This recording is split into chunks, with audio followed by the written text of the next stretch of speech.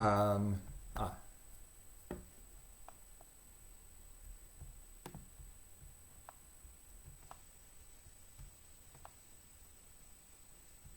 ah, there we go. Okay. So my name is SJ. I'm one of the Explore Asia South Korea coordinators working on the program. I've been asked to also share my experience while in South Korea. So I thought, yeah, I would run through my time there, about what my experiences were, and then also just in general what to expect when heading over there, and yeah, just in general tips for people that will are looking to go over. So yeah, first off, like I said, my name is Eshe from South Africa, one of the 7 countries that are able to apply to go teach in South Korea. Like I said, one of the project coordinators, one of the senior project coordinators for the South Korea program, assisting with all the everyone looking to head over to South Korea. So originally, so yeah, we can start from the beginning. So why did I go over to Korea? I was about to finish my degree, and I wasn't 100% sure of what I wanted to do after that. So I then met up with some family friends that they were qualified teachers. They actually decided to go over quite some time ago. I think they lived in Korea for 5 years, and they were also in Taiwan for 2 years, and then went back to Korea again for a while. So with that, I had a chat with them, and I think within 10 minutes of having the discussion, I was planning. I already decided that I wanted to go over. I wanted to see what's the first flight out. So I think it took me 3, 4 months from the day that I spoke to them up until the time that I actually went over to Korea. Um, so I started off teaching at SLP, Sejong Learning Program in Osan. So Osan is a small town right next to Suwon, which is a little bit south of Seoul. It was about an hour train ride south of Seoul, and it was my first school that I ended up teaching at. I was there for 1 year, and I really, really enjoyed that time because, like I said, it was my first time. Managed to adapt to the culture pretty well, and it was also where I met most of my friends that I knew in Korea. So Osan is also known for Osan Air Base, which has one of the biggest U.S. Air Force bases right next to it.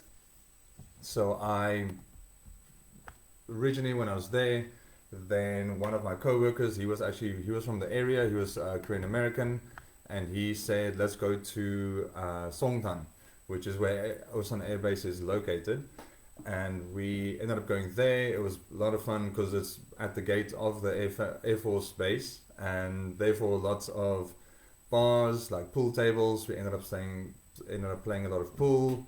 Ended up playing in the pool league or like billiards league throughout the year, which was a lot of fun. Yeah, so like still in contact now with a lot of the guys that I met during that time.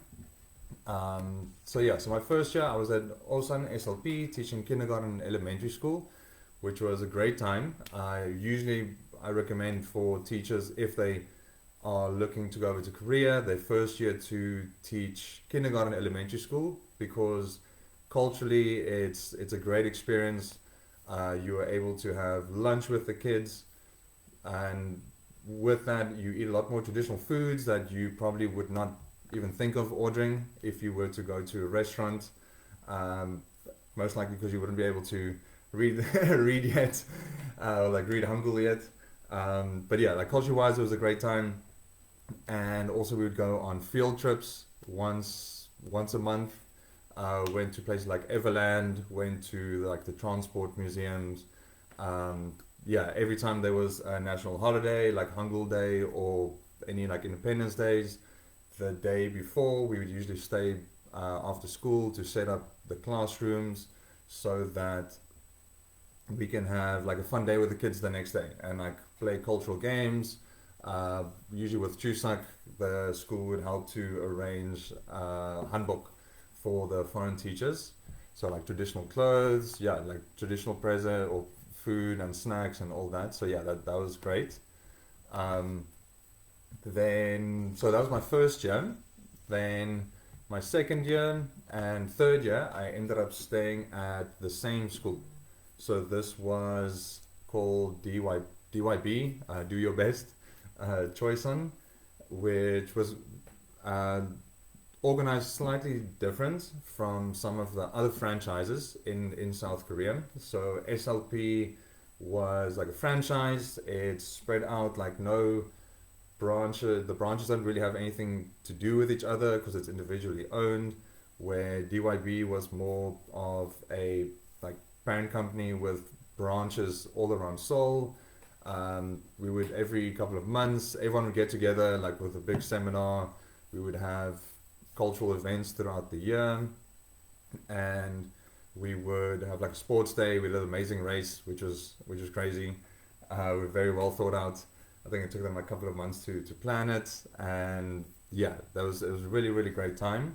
I ended up staying there for 2 years until end of 2018. So yeah, my entire time in Korea I was there for 3 years, and with DYB we were teaching more older kids, so like the elementary and middle school, which was also a lot of fun because on in a different way. So it was more about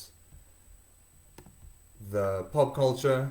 So um, if there were any new movies or any music coming out, any TV shows, then you would definitely hear about it the next day because the kids would just ask you if you were able to watch it, or yeah, if you have watched these movies. So there's a very big difference between what part of the culture you were busy learning about with regards to either the young kids or the older kids, and you definitely you have a different relationship with the older kids. But yeah, so a lot of, like I said, a lot of movies, lots of music. Usually if you write essays, then you definitely get a good feeling of what everybody is watching because they tend to reference the same things or like the same people. I would also say that's also a really good time to learn about the history of Korea because everyone tends to write about the same people. King Sejong, where I always say if you are in South Korea and you are doing a pub quiz, then 9 out of 10 times the answer to any question is going to be King Sejong because he was like the inventor of Hangul and he was like a painter and a scientist and all these things. So yeah, so I would say those are like the two big experiences or the two biggest differences between teaching younger kids and teaching older kids. The What was also quite interesting to see is the differences in the Hagwons themselves. So the Hagwons do vary in terms of, is your Korean teacher with you in the class? Are they outside of the class? Do you do lesson plans? Do the Korean teachers do the lesson plans? So the first school that I went to, basically Korean teachers weren't in the class. They would do a lot of the lesson planning, but this is primarily to ensure that the kindergarten kids, they don't refer to the Korean teacher the whole time and kind of just ask them in Korean like ask them in Korean what's going on or what am I supposed to do. It kind of forces the kids a little bit more to have to speak English. Where with the second school, it was a little bit more about, let me see, it was a little bit more about helping or like assisting the kids because we would write essays once a week. We would do speeches quite often. So the kids were pretty good with just speaking to the teacher, like the foreign teacher. And if it was quite difficult to translate or to find like the correct vocabulary, then they would speak to the Korean teacher, and then they would help, usually assist with translating.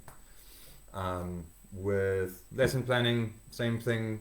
The first school, it was very standard. Textbooks would come in. The teachers would tell you exactly when to teach what. Like there wasn't, I would say, a lot of creativity from the foreign teacher side, where because everything was very structured. Where with the second school, things were a lot more. There was a lot more creativity. So we would kind of just see that the kids next week they are reading this passage, then you could go through the passage and possibly pick up on one or two grammar topics from the passage, and then you create completely by yourself your own lesson plan based off of the material. And that was a lot of fun because you could, yeah, completely run with it. There was just a basic structure of a warm up, practice, and then like group activity at the end. But other than that, basically, yeah, you could do whatever you wanted to. And yeah, so usually, yeah, each school has its own way of doing things, and it's usually don't really find out, even though you can see in the contract what things look like. Yeah, until you're on the ground, then you only get a good idea at that time. So yeah, so general life in Korea, it was a great time. I mean, I was only there for 3 years. Most people say that they're just going to be there for 1 year, then they end up staying there for 2, 3, 4, 5, 12, 15 years. I had a lot of people that I worked with that were in Korea a couple of years before I got there, while I was there, and they're still there. And this is 5 years ago since I've left Korea. So people get married. There's no, from my understanding, there's no limit to the amount of times that you are able to renew your visa or basically work at the school. I think, yeah, until there's like a age limit at some point. But some teachers just work at the same school 10, 12 years. Each year they just have their visa renewed, and yeah, they just carry on like that. Um, so yeah, so coming from South Africa, it was, or where you need a car to basically get anywhere. It was amazing being in South Korea, as you could basically get almost anywhere just via public transport. Like I mentioned, I was in Seoul, Osan first. From Osan, 1 hour train ride straight into the center of Seoul, and then from there you can basically get anywhere you wanted to. My second and third year, I lived in Sujigu office, which is slightly, where we know, southeast of Seoul, in one of the newer areas called like Gyeonggi-do, or the province is Gyeonggi-do, but it was a 20-minute subway ride from us into Gangnam. So like also one of the main areas of Seoul. And at that time it was very cool because that was the newest subway line. The train was completely run via computers, so there was no conductor. If you were either in the front carriage or the first carriage or the last carriage, you could basically just look out. There was an open window looking into the tunnel, which could be scary sometimes. But yeah, so public transport was amazing. The internet was amazing. We had usually, I think it's Ole, KT Ole was one of the main service providers, where if you had a SIM card through them, basically if you walked past one of their stores, your phone would automatically connect to their Wi-Fi. At that time, all of the train stations and even on the train cars, they all had Wi-Fi. They would all be connected to Ole. So you had free Wi-Fi basically most places, wherever you went. And from internet was amazing, and also obviously what a lot of people do enjoy is the accommodation that the school pays for. You just have to pay for your own utilities during your time there. So with that, it does vary. I would say in like peak summer and peak winter, it's probably like when the prices tend to go up a little bit, just because peak summer, the AC is on the whole time because it gets really, really hot. Like low 30s probably, but it's very humid. So yeah, so the air conditioning is on quite often. And then middle of winter drops like below 0 Celsius. And so the underfloor heating tends to be on quite often. So yeah, so I would say during those times, that's also when things can get a little bit more expensive.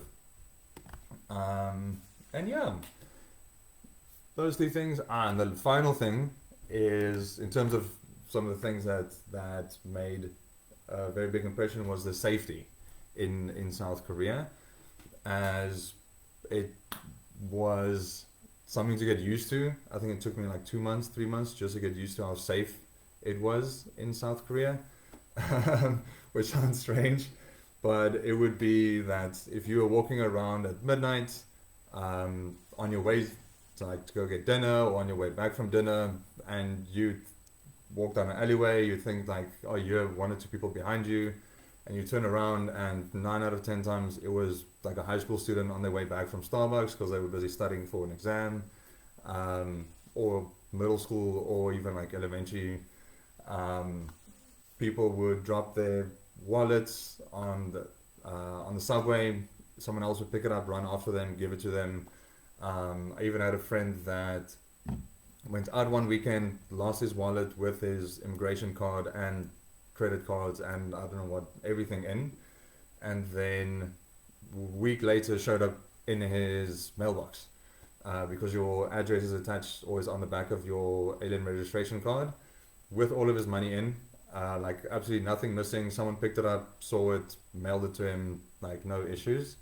So yeah, so in terms of safety, that's also one of the main things that made quite a big impression. Um, and yeah, in general, I would say what helped me to adapt to the culture, and getting used to like the work environment, was just showing up with a complete like open mind. Um, Definitely having certain expectations, but also knowing that I would need to adapt to the culture. I, as a first time English teacher, I don't have any structured processes in the way that I like to do things. I'm just going to learn from either the people training me, or just to take advice from the school on how they would like me to teach or what they would like me to do, because the schools do vary. So that was the best way for me to kind of, I wouldn't say wing it, but to just go with the flow a little bit, to just follow the advice, and eventually you can start to see how schools, what they expect of you and what they want you to do. For those of you that have been to Korea, the reason why I kind of want to say wing it, the reason why I said that is because as foreign teachers, we are usually the last people to find out about any potential changes or anything that's happening. So when you do come to school, then you are like, cool, this is my plan, but anything can change at any time. They can tell you that, hey, listen here, there's a bunch of teachers, bunch of parents coming in this afternoon. Can you do like a 30-minute presentation on the school or on yourself to introduce yourself? So yeah, things like that do tend to happen.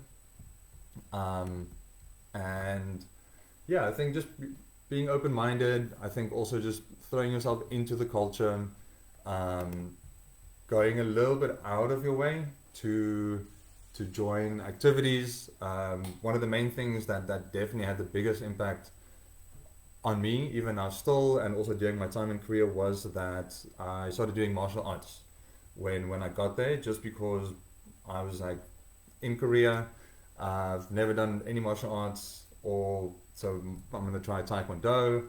Ended up doing boxing, funny enough, for the first year, which is interesting because I went with a co-teacher's friend because she could speak Korean. She said, well, we can go to the boxing gym together. Signed up for a year. 2 weeks later, she got injured, never showed up again, and I ended up going to a boxing gym for a year that the only English they could speak was push-ups and 1-2. That was about it. So I basically trained boxing for a year without anyone being able to explain to me what to do. Then when I went to Suji, then I got into like Taekwondo and Tugul Musul and kind of more traditional Korean martial arts.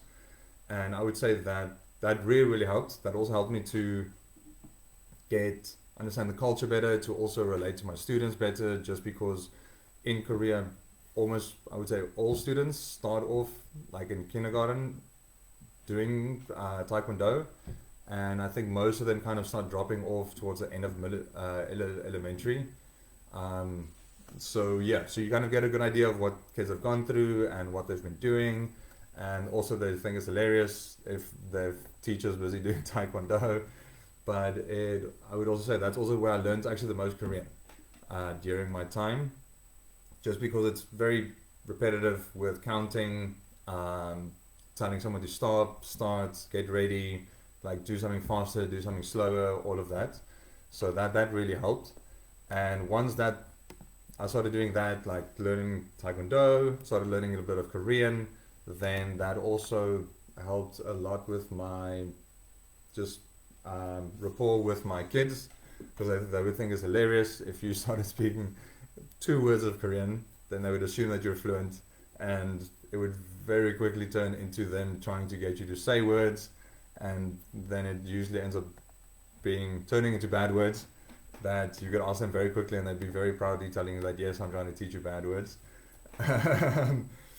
And yeah, so I would say that was one of the biggest things, just kind of putting yourself out there. Like my first year going to this like Osan Air Base, like that area, just going there by myself, playing pool, got to know like a bunch of people there.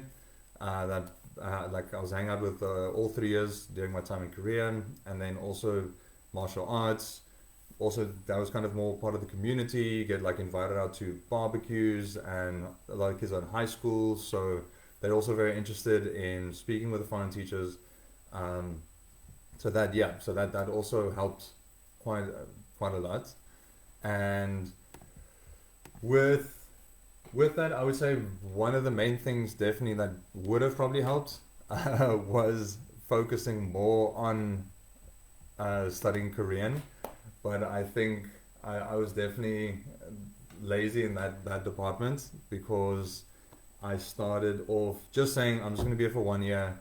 I want to spend more time on other things. I don't want to spend too much time on like studying Korean, because after 1 year I'm going to go back home to South Africa, not going to use it again, and then stay the second year, and then I was like, oh, but it's still my second year. It's the last time.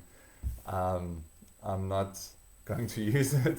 And then after 3 years, I was like, probably should have done more to be able to speak a bit more Korean. Because now looking back, definitely should have made more effort. But yeah, we did try.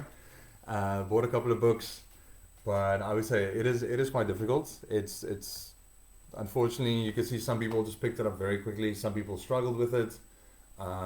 I met some people that have been in Korea for, at that point, 7 or 8 years, going to Korean classes every single week, and they were almost conversational. And then other teachers showed up, basically just watched K-dramas 6 months before they arrived, and then went to like language exchanges and were also conversational, almost at the same level after 1 year. So it's obviously it's best to immerse yourself in the culture and the language when you are there. But yeah, it really just depends on the teachers themselves. So in terms of the living situations, like kind of just going back to that, it also varies. I would say most people in Korea live in like 1 bedroom apartments, most likely studio apartments. So you've got your small kitchen, small bathroom. You've got your living space, but basically your living space, one wall would be the kitchen. You might have some space for your like some a couch and a coffee table, a TV, but usually your bed also doubles as part of one of the couches. The first apartment that I lived in Osan was absolutely tiny. They used to call it like matchbox apartment, because I was staying on a single bed. It was too small for a double bed, and then the single bed would also be, you could also pick it up and like put it into the wall so that you had space to sit on the floor if you had a TV and you wanted to watch TV. Where my second apartment was, the one in Suji, was a lot bigger. So I would say that's one of the only apartments that I saw that technically had a separate laundry room. that some people would then was big enough to put a double bed into. So some people would put their bed in there, put a curtain up, and then use like the bedroom space as living area. Um, and this is usually also what we tell people about going more towards the outskirts, as it is a little bit easier to get a bigger apartment. It's more schools have slightly bigger apartments when you are on the outskirts, just because there's a lot more space, a lot newer buildings. So if you were to go a little bit more into Seoul, a lot of the times it's just like one bedroom studio apartments. It's not very often that you'll have like a second room. Where like a little bit further you go out, you start getting like loft apartments, or like I said, like a second laundry room. And same thing, like we always say, technically I was on the outskirts of Seoul, but for some of you that have been to Seoul or been to South Korea, you'll see there's no such thing really as outskirts. It just means that you're 30 minutes away from the city center. Even if you are like on the edges, it's still people living on the 15th or 20th floor. There's subways everywhere. There are department stores everywhere, movie theaters, malls, like all over the place. It's always just interesting because South Korea is such a mountainous country that looking at the suburbs or the areas from above, like on Google Maps, it seems like you're out in the middle of nowhere. But it's just because there's so many little mountaintops in between the suburbs that it looks like, like I'm so far away from the city, like I don't understand why would someone live here. Meanwhile, it takes you 15 minutes with a subway ride to get into the city. And it was a great time. The reason why I ended up coming back or like leaving South Korea was because during my first year in South Korea I met my fiance, and that's also one of the main reasons why we ended up staying like a second year and a third year. And then after that, so she's from the US, so then that's why we decided like, okay, we need to we decided like we want to either go back to South Africa or to the US. And then we decided like, cool, we've enjoyed our time in Korea, but we need to get back home. So so that was one of the main reasons why we ended up leaving Korea. But like I said, at the same time, still so many friends that are still there, that have been there for like 10 years, that I've gotten married, that are having kids in Korea. So that is definitely a possibility for people looking to head over to Korea long term. But one of the things is that Korea, it's basically impossible for a foreigner to get a passport from South Korea. Even if you were to get married, you would get, I think it's only like a residency card. Mainly the only way you would basically get a Korean passport is if you were born Korean, like from Korean parents. It's they're very very strict with things like that. And so I would just say the best way for someone to be looking, if they're looking to go over to Korea, the best things to prepare would just be to do your research into where you'd like to go, into like what cities, what areas. Do you want to go to the coast? Do you want to go east coast, west coast, because it's slightly different? Do you want to go to Seoul, like big city? Do you want to go slightly smaller to like Busan, which is second biggest city, but it's like a third the population? And obviously one of the other main important things is just doing a bit more research on the culture to get a good understanding of what to expect, what some of the customs are, what are like the do's and don'ts. Even though for foreign teachers, I would say we get they are a little bit more lenient, as they know that we aren't always as aware, but it is good to show that you've done your research, that you've got an understanding, and that you are trying. The same thing with the learning Korean. As long as you can show that you are trying, then that always comes across very very well. And the the people, they tend to really appreciate that. So that's definitely one of the main tips that I'd give people that are looking to head over. But yeah, I hope that, I know I went a little bit all over the place, but I hope that this was very informative. I can see that there are comments, but I'm not able to see, I don't know what's going on at the moment, but I'll try and get back to everyone that has commented or had any questions. And yeah, I hope that you've learned a couple of things, and that this kind of, if you're on the fence about maybe going to Korea or not maybe going to Korea, then yeah, I hope that this answers some of your questions. And depending on where you are in the world, I hope that you enjoy the rest of your day. Awesome. Cheers.